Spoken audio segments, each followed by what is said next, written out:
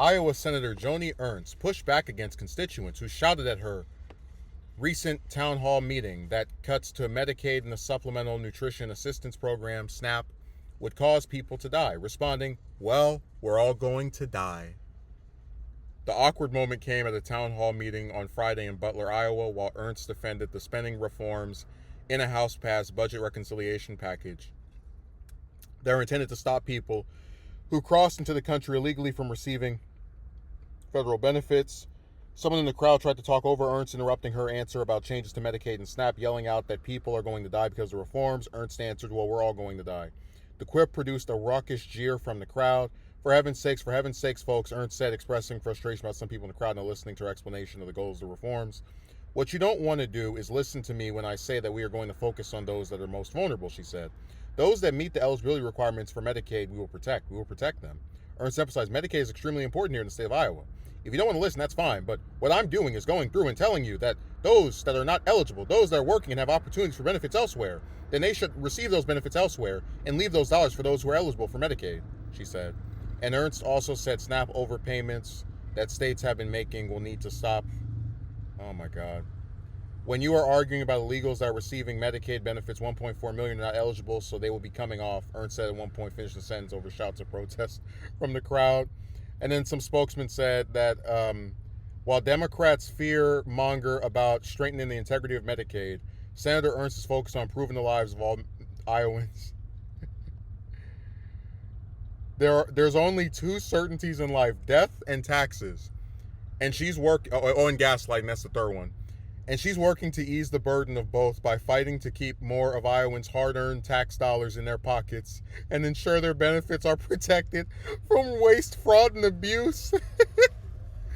So listen, so during Ernst's comments that she made, she claimed that, the people who qualify are going to be protected, but your bill is changing the qualifications to be on Medicaid. I mean, they're talking about, the community service or working 20 hours, whatever the different requirements are. But the point is, you're changing the requirements, which is going to lead into the belief, and I mean, the reality, that less people are going to qualify for it than they do now. And this whole thing about, we're trying to prevent illegal immigrant. Listen, a majority of participants in federal programs are here legally. This is about using immigration, right, the nativist language, as a scare tactic to convince a gullible public into believing that you're helping them by screwing more and more of them out of the benefits that they previously could get, over some nebulous illegal immigrant that is supposedly also getting it. And these restrictions they're putting in are not actually they're going to do more harm than good. Like, even if you could theoretically, I guess, help ICE find more illegal immigrants by making it to where they'd have to work however many hours to qualify, you're still going to have to put more people who, as I said in my other video, would qualify, and then maybe they can't work because they're disabled, either physically, mentally, whatever. You're going to put more of them in a exceedingly difficult position to qualify on the basis of stopping illegal immigrants. You got this spokesperson. I don't know what their gender was, but you have this person talking about she's fighting to get out waste, fraud, and abuse. The waste in the U.S. government, and hell, just in U.S. monetary policy, is the fact that the rich get taxed so little, along with all the money that goes to these foreign governments. The fraud are the politicians that sit here and try to convince you that they're helping you when they're trying to screw you out of as much money as possible because they're only interested in their wealthy donors.